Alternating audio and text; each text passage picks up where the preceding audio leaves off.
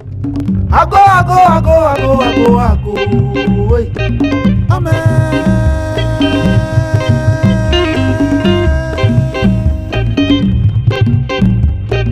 Ago. Oi. Amen.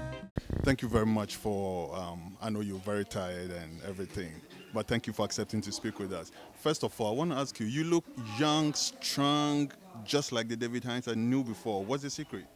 Well, the secret is trying to eat healthy.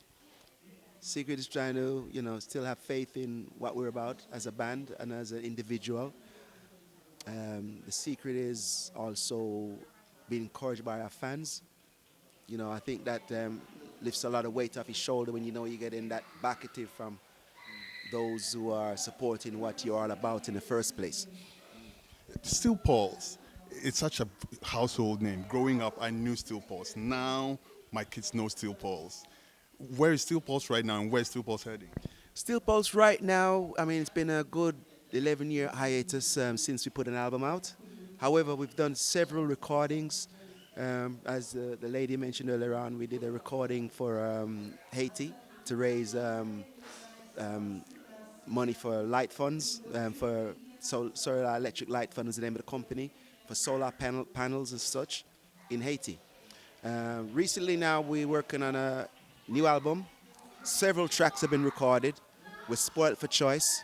And we're also working on a documentary that features our 40-year legacy as a band. 40 years of reggae music. How much impact have you made on the world? You definitely made an impact on me and a lot of others. How much do you think you really put out? I really have no idea. The strange thing is I've never monitored what we do as an act. But I do know we've hit certain parts of the world and people that I would think have no clue what Steel Pulse is about can, hey, I know the band, I've known you since. A few years ago I had a court battle, a legal battle in England, for example, and all of a sudden the lawyer that I had representing me was a Steel Pulse buffin, Steel Pulse fan, and has been ever since his teenage years as a law student. And as a result, whatever fees he was charging me was cut by more than half. So, it's like there's different people in walks of life that I least expect would know what the band's about and what the band represents. And there they are, bow, all of a sudden, there's another milestone in our achievements. Now, reggae music, back when you were playing reggae music, when you started out, was very philosophical. It represented a movement, it represented a culture, Rastafari. These days we hear so much other kind of stuff coming into the reggae. How do you feel about this? Enough what?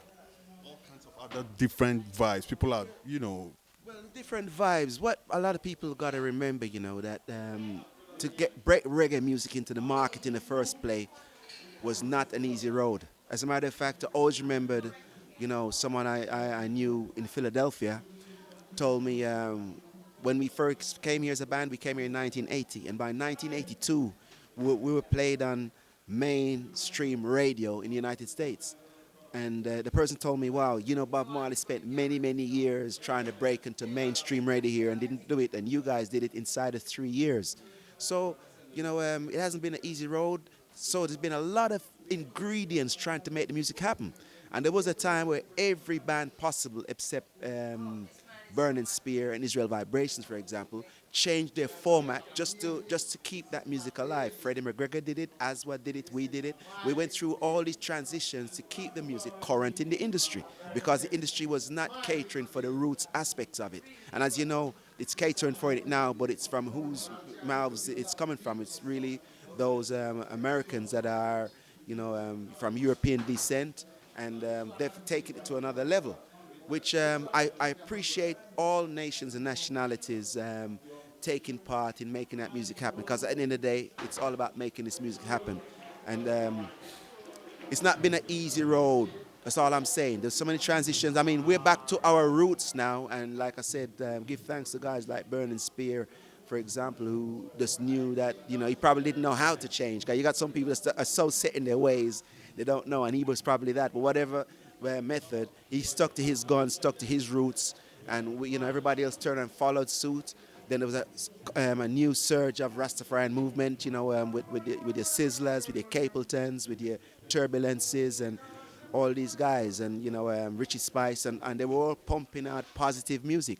So as far as I'm concerned, each one teach one, and every mickle make a muckle, and whatever keeps the music established and keeps us out there earning and making a living and still encouraging people to think in a positive way, we're all about that. You're tired, so I'm going to let you go. But let me ask you one last question. Rastafari. First of all, congratulations. You've been awarded by the Rastafari community. It's a huge achievement. I mean, to do something and to get the recognition is definitely a huge achievement. Congratulations on that. But where's Rastafari headed right now? Is there a future? Rastafari will always head up. Rastafari will always have a future.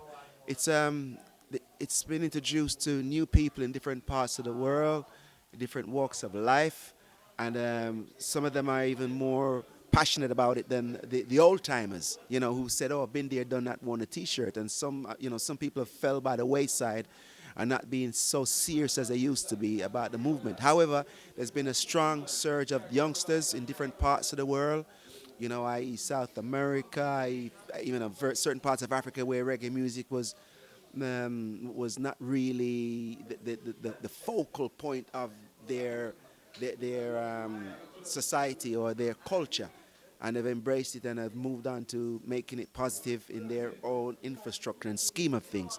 So I could only see it growing from strength to strength.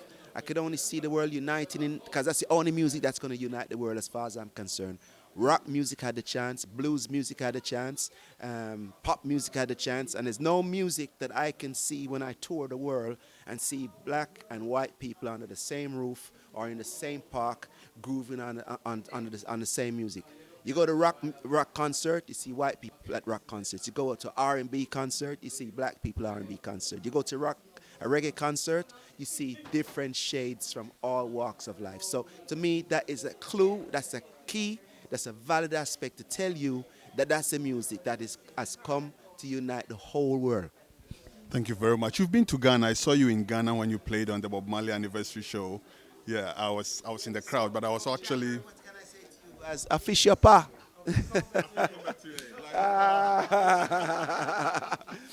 Say something to Ghana. Chobwe, chobwe, chobwe. Should I say Akwaba? People, David Hinds of Steel Pulse. Thank you very much for your time.